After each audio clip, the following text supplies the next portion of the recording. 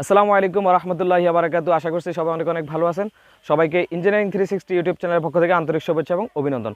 তো আজকে আমরা দাঁড়িয়ে রয়েছি যে মাটির তৈরি সড়কের উপর যে কিভাবে বিটুমিনাস সড়ক তৈরি করে সেই সড়কটার আমরা যেই ম্যাকাডাম ছিটানো আছে সেই ম্যাকাডামের উপর দাঁড়িয়ে আজকের ভিডিওটা করা হচ্ছে। তো আজকের ভিডিওতে আমি আপনাদেরকে বলবো যে যারা সিভিল ইঞ্জিনিয়ারিং পড়াশোনা করেন আপনাদেরকে অবশ্যই জানতে হবে যে বিটুমিনাস রোডটা কি এবং বিটুমিনাস রোডটা কিভাবে তৈরি করে। তো আমি আজকে একটা এই যে মাটির তৈরি সড়কের যেখানে সাবগ্রেড বিছানো হয়েছে, যে ম্যাকাডাম বিছানো হয়েছে, সেই ম্যাকাডামের উপর দাঁড়িয়ে ভিডিওটা আজকে করতেছি। আশা করি ভিডিওটা প্রথম থেকে শেষ পর্যন্ত যদি আপনারা দেখেন তাহলে আপনারা বুঝতে পারবেন যে বিটুমিনাস সড়কটা আসলে কি এবং বিটুমিনাস সড়কটা কিভাবে তৈরি করা হয়। তাহলে আমি প্রথমে বলি যে বিটুমিনাস সড়ক, যে এখানে আমরা যে স্তরটি দেখতে পাচ্ছি সেই স্তরটি হলো যে ম্যাকাডাম, অর্থাৎ ম্যাকাডাম ছড়ানো আছে। এটা এই স্তরটা আসতে কি করা লাগছে, প্রথমে আমাদের যে সড়কটি ছিল একেবারে মাটির তৈরি, সেই মাটির তৈরি সড়কটিকে আমরা সাবগ্রেড তৈরি করার জন্য আমরা কি করছি যে আমরা বিভিন্ন মাধ্যমে সেটাকে খনন করা হয়েছে।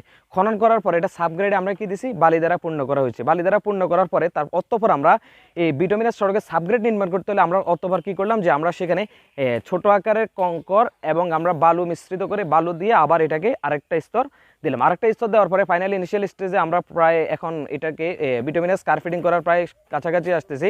তো অতঃপর আমরা কি করলাম যে এখানে যে ম্যাকাডাম ছিটানো হয়েছে, এই ম্যাকাডামটা ছিটানোর পরে এটার উপর দিয়ে যখন বালু দেওয়া হবে, বালু দেওয়ার পরে অতঃপর এটাতে নির্দিষ্ট কয়েকদিন যাওয়ার পরে যখন এটা ভালোভাবে বসে যাবে, যে ম্যাকাডামগুলো ভালোভাবে বসে যাবে, তাহলে একটা নির্দিষ্ট সময় পরে কি করবে, এটার উপরে বিটুমিনাস কার্পেটিং দেওয়া হবে।